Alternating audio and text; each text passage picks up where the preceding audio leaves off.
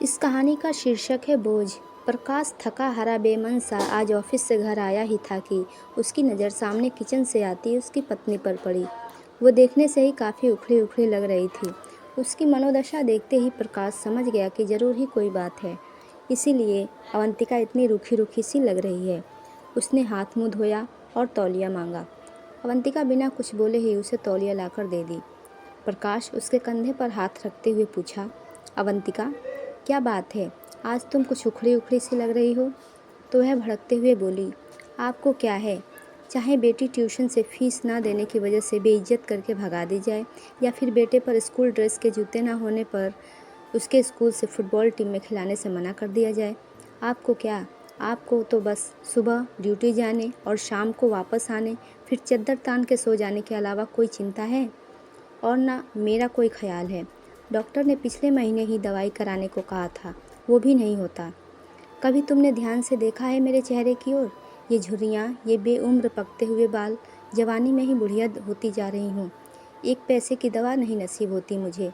ये सब तो छोड़ो, गर्मी में बच्चे तपते रहते हैं, एक पुराना पंखा लेने तक की हिम्मत नहीं हो रही तुम्हारी। प्रकाश बेड पर बैठा नज़रें झुकाए अपनी नाकामी पर शर्मसार हो रहा था। वह सोचने लगा, बीवी बच्चों की परवरिश और उनकी ज़रूरतों का ध्यान रखना मेरा कर्तव्य है, पर क्या करूं? ये मेरा दुर्भाग्य ही तो है। बढ़ती महंगाई और बेरोज़गारी की वजह से दिन पर दिन ज़रूरतों के बोझ तले दबता जा रहा हूं।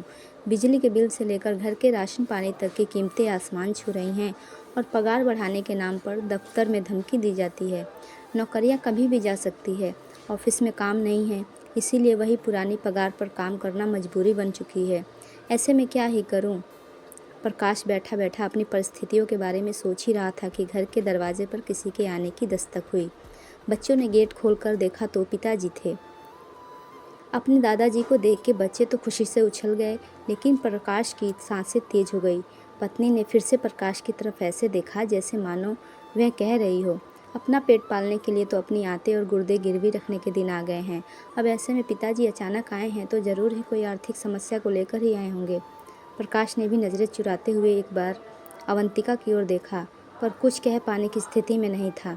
इसीलिए जल्दी से उठ के पिताजी के पास गया और नज़रें चुराते हुए उनके चरण स्पर्श करे और उन्हें बैठने को कहा। अवंतिका ने भी उन्हें चरण वंदन किया और खाना खाने के लिए कहते हुए किचन में चली गई। अब प्रकाश और भी अकेला महसूस कर रहा था। अवंतिका तो मुंह छिपा के किचन में जा चुकी थी। प्रकाश डर रहा था कि पिताजी कहीं पैसे की कोई बात न कर दें, इसीलिए वह भी जल्दी से जल्दी बच्चों को बुला के उनके पास किया और खुद वापस कमरे में चला गया।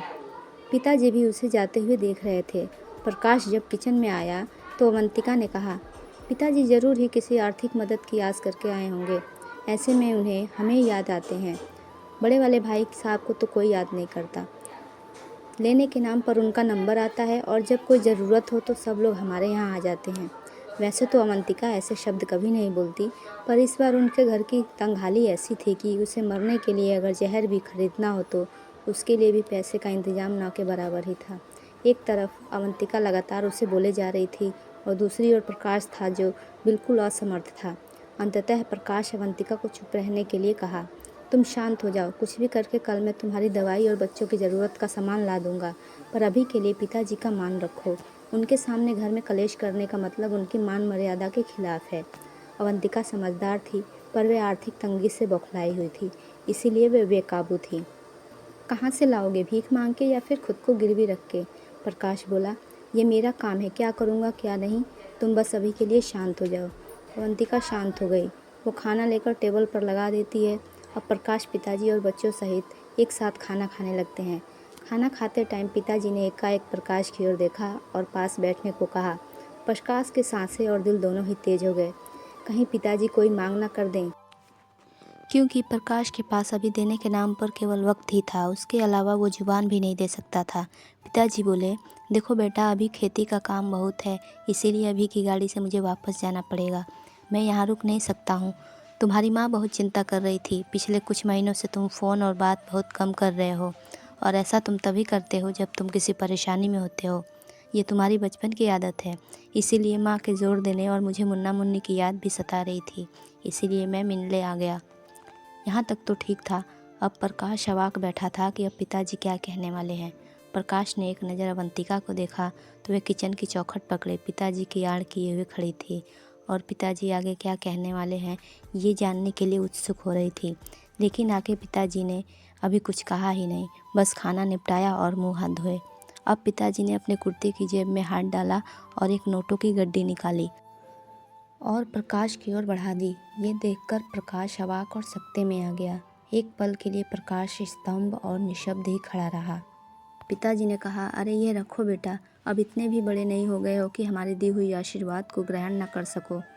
वैसे भी इस बार फसल अच्छी हो गई थी, इसीलिए कोई दिक्कत नहीं आई।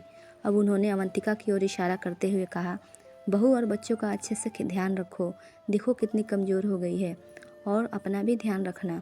उन्होंने पैसे प्रकाश के हाथ में रख दिए। प्रकाश की आंखें भर आईं और वो बचपन के दिन याद आ गए जब पिताजी उसे स्कूल जाते वक्त 4 आने ऐसे ही हाथ फैलाने पर रख दिया करते थे। पर अब बस इतना अंतर होता था कि उस वक्त आंखें झुकी नहीं बल्कि प्यार और दुलार से ऊंची होती थी। फिलहाल अवंतिका और प्रकाश दोनों ही गलत साबित हो चुके थे, इसीलिए एक दूसरे से नज़र नहीं मिला पा रहे थे। सच में बच्चों के लिए माँ बाप बोझ हो सकते हैं, पर माँ बाप के लिए बच्चे कभी बोझ नहीं होते। वे हमेशा अपने बच्चों की फ़िक्र करते हैं और उनका हमेशा ध्यान रखते हैं। तो दोस्तों, आपको ये कहानी कैसी लगी हमें कमेंट में ज़रूर बताएं, और कहानी अच्छी लगी हो तो हमें लाइक करें, शेयर करें और सब्सक्राइब तो ज़रूर से ज़रूर कर लें। धन्यवाद।